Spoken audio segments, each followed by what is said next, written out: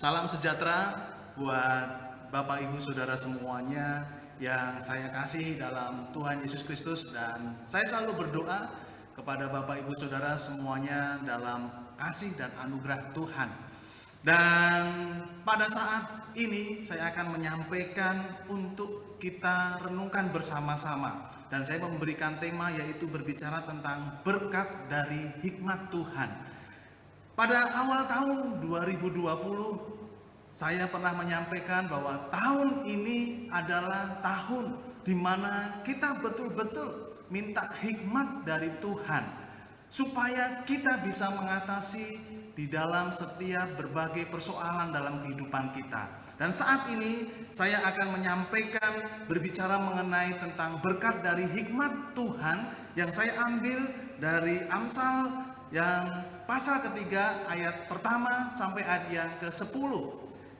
Ayat yang pertama dan ayat yang kedua di sana mengatakan, "Hai anakku, janganlah engkau melupakan ajaranku, dan biarlah hatimu memelihara perintahku, karena panjang umur dan lanjut usia serta sejahtera akan ditambahkannya kepadamu." Berkat hikmat Tuhan yang pertama yaitu berbicara mengenai tentang berkat keselamatan.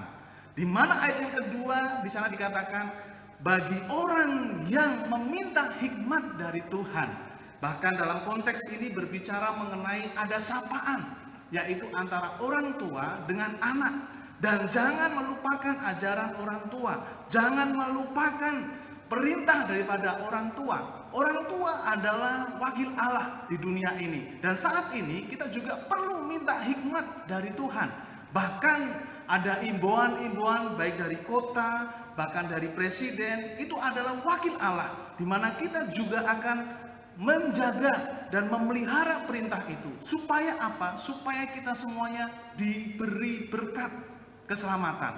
Berkat berbicara mengenai adalah karunia Tuhan yang baik yang akan diterima bagi orang-orang yang mengasihi Tuhan. Jadi saya mengajak kepada Bapak Ibu Saudara semuanya supaya kita minta hikmat dari Tuhan, supaya kita menerima. Yang pertama adalah berkat keselamatan. Keselamatan penting buat kita, yaitu keselamatan di dunia dan keselamatan kita di dalam kerohanian kita. Dan saya percaya bagi Bapak Ibu Saudara semuanya telah mengenal Yesus Kristus, dan kita akan diselamatkan di dunia dan diselamatkan pada saat kita dipanggil oleh Tuhan. Jadi kita terus minta hikmat dari Tuhan. Yang kedua adalah berkat apa yang akan kita terima ketika kita meminta hikmat dari Tuhan, yaitu berkat kasih. Ayat yang ketiga dan keempat di sana mengatakan, "Janganlah kiranya kasih dan setia meninggalkan engkau. Kalungkanlah itu pada lehermu, tuliskanlah itu pada loh hatimu, maka engkau akan mendapat kasih dan penghargaan dalam pandangan Allah serta manusia." Bapak Ibu Saudara, bahwa berkat hikmat dari Tuhan bagi kita yaitu kita mendapatkan berkat kasih. Karena kasih itu penting saat ini. Kasih itu adalah melambangkan bagaimana itu adalah ciri hidup orang percaya. Ketika kita menerima kasih daripada Allah, kita akan menerima kasih yang sempurna, di mana Tuhan telah memberikan kasih-Nya, yaitu nyawanya untuk menyelamatkan dosa-dosa kita.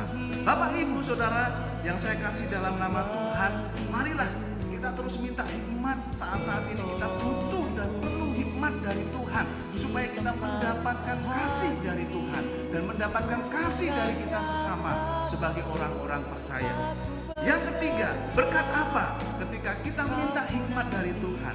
Yaitu berkat kesehatan. Ayat yang kelima, enam, dan ketujuh, dan kedelapan di sana dikatakan, "Percayalah kepada Tuhan dengan segenap hatimu, dan janganlah bersandar kepada pengertianmu sendiri. Akuilah Dia dalam segala lakumu, maka Ia akan meluruskan jalanmu. Janganlah engkau menganggap dirimu sendiri bijak. Takutlah akan Tuhan dan jauhilah kejahatan. Itulah akan menyembuhkan tubuhmu dan menyegarkan tulang-tulangmu." Saudara, berkat apa yang ketiga yang akan kita terima ketika kita meminta hikmat dari Tuhan, yaitu berkat kesehatan. Saat ini banyak orang-orang berlomba-lomba dan berdoa kepada Tuhan supaya diberi kesehatan. Bapak Ibu Saudara, kita telah diberi Yesus Kristus sebagai Tuhan dan Juru Selamat yang memberikan kuasa bagi kita semuanya. Maka itu kita perlu meminta hikmat dari Tuhan supaya kita diberi berkat, yaitu berkat kesehatan. Kesehatan itu sangat penting buat kita supaya kita bisa melakukan setiap aktivitas kita.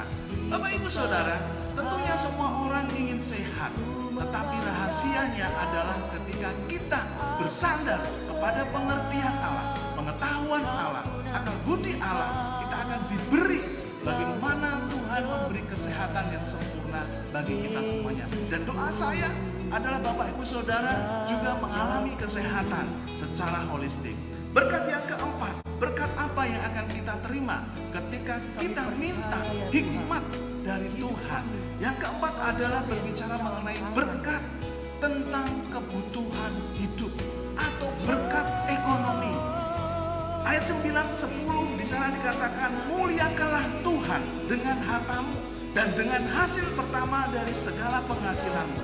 Maka lumbung-lumbungmu akan diisi penuh sampai melimpah-limpah, dan bejana pemerahmu akan meluap dengan air buah anggurnya.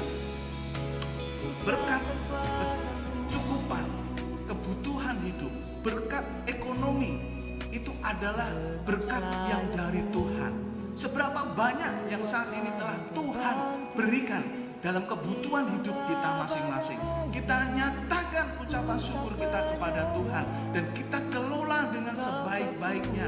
Sebagai orang yang berhikmat, kita minta supaya kita dapat memanage segala berkat yang dari Tuhan itu dengan sebaik-baiknya. Dalam situasi saat ini, semuanya membutuhkan kebutuhan hidupnya. Nah, saya percaya kita semuanya orang-orang percaya segala kebutuhan kita, keperluan kita, asal kita minta hikmat dari Tuhan, Tuhan akan cukupkan kebutuhan kita. Betapa hebatnya orang yang meminta berkat dari Tuhan, karena Tuhan akan melimpahkan berkat-berkat yang luar biasa bagi kita semuanya. Untuk itu mari kita terus minta hikmat dari Tuhan, dan sumber hikmat adalah hidup takut akan Tuhan, jaga kekudusan, kesucian, dan kita terus berdoa supaya kita menerima berkat-berkat dari Tuhan. Terpujilah nama Tuhan, dan saya berdoa Bapak Ibu Saudara semuanya menerima berkat hikmat dari Tuhan. Terpujilah nama Tuhan. Haleluya. Amin.